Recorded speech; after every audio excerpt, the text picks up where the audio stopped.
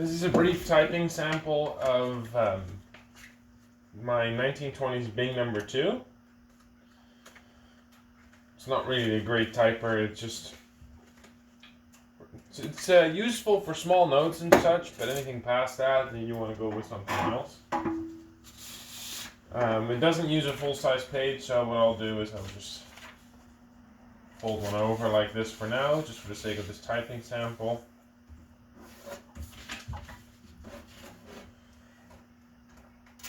I've typed a few letters on this now, and I have to make a few adjustments. So the ribbon advance only seems to work well on one side. It works on both sides, but just not very well on this side. There's two prongs on the drive gear that keep it in place, and one of the prongs is actually broken. There we go, so I just set it, so this one feeds first.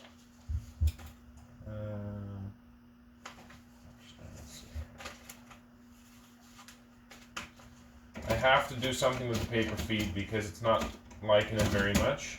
So every time I advance the page, I have to tug while I scroll because else it will go askew. I'm not sure what the typeface is. It's like a type of Gothic. It doesn't have any serifs, and it's very basic but appealing. I've gone over this machine in detail in another video, but just to refresh on some things, these are your ribbons. Obviously, it has shift lock. It's missing the shift lock, or sorry, the shift key, and it's missing the shift lock. Carriage release over here. And your paper bell. It's a pivotal carriage shift, so it pivots back when it shifts like this. Yeah. Anyway, so I'm going to give you a brief typing sample, and you'll get a general idea of how this works.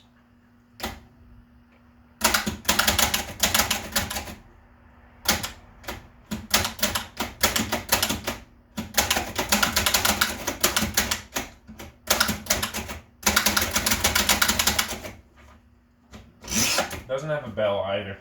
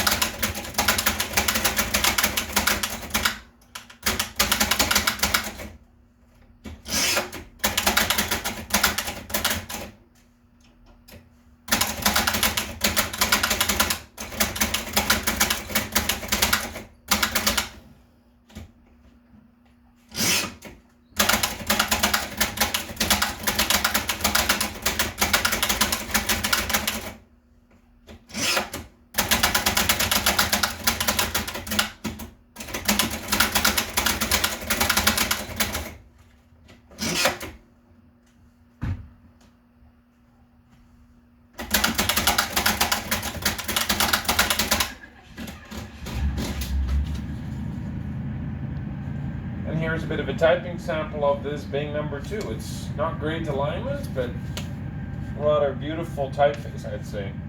Unusual, and I've not seen this in anything else. It's not Vogue. Might not even be Gothic. Not sure. Anyways, there you have it. Thank you for watching. Stay tuned, and more to come.